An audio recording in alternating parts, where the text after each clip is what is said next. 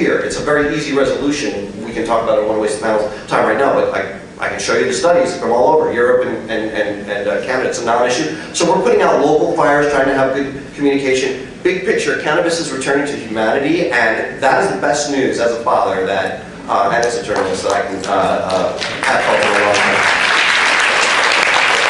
And that's really cool. It's an honor to be on this panel. Seriously, everybody here has had an influence on me and my work. David Downs is the really top. Okay, I'll shout out there. Ricardo, Baca. Tell me about talking to editors at the Denver Post, which, again, I'm sure it's just their editorial board, you know, said no to Amendment 64 versus, you know, other members of the leadership over there. Tell me about how that conversation went at the beginning and how it sort of evolved in terms of the direction you've gotten over the last year.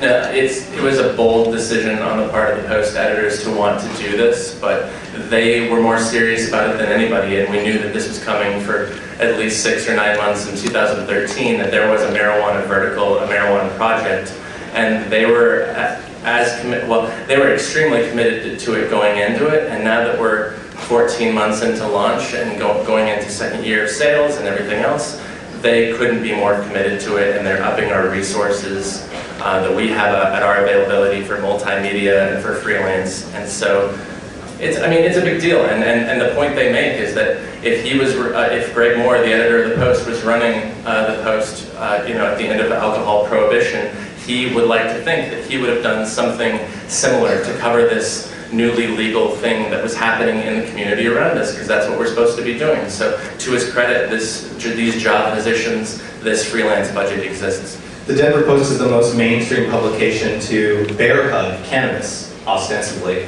with its own, you know, section. The New York Times doesn't have a section, the Chronicle doesn't have a section, the LA Times doesn't have a section, these legacy brands don't. Where has been the friction within the organization about touching this federally, you know, illegal Schedule I narcotic? Has it been, can you reimburse people for weed they have to review? Can you bring it into the office for reviews? Tell me about some of the friction there this last year. Yeah, there's been some weirdness. You know, there are the laws about advertising marijuana in Colorado are very specific, so our advertising department has had to walk around that. What are they? You know, specifically, I'm not quite sure, because there is that separation of church and state, editorial and advertising, and we really have nothing to do with it, so I've not had to look up into that. I know there was the High Times and Westward lawsuit where they were looking into that and being able to advertise more freely, but... Yeah, that was about putting it behind the counter like porn, and they lost. Yeah. You can sell cannabis ads on the front of the counter, like cars or guns. Yeah, and we've had, you know, I think on Thanksgiving or Black Friday, we had the entire front of the Denver Post website and a front page print ad from a local dispensary group.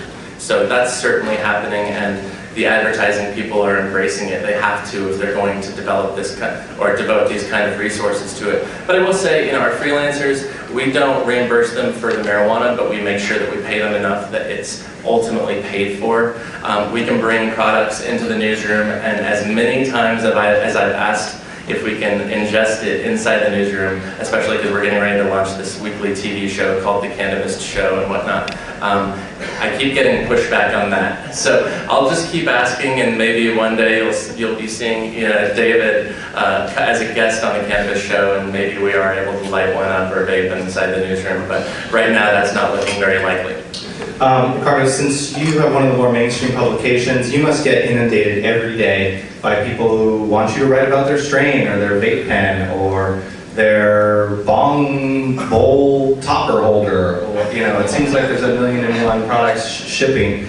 Can you talk to these people about what cuts through the clutter? What are big red flags? You know, what are frequently asked questions that you're tired of answering from brands? You know, how many white label vape pens are there out there? I mean, that's what I'm amazed with. I primarily am thankful to be able to employ experts in the field, because I don't smoke pot. I primarily vaporize and eat it. And so without having that experience of actual, you know, the combustion, I've hired 2 amazing pot critics who handle all those decisions for us, and I put all of my trust in them, and they totally kill it.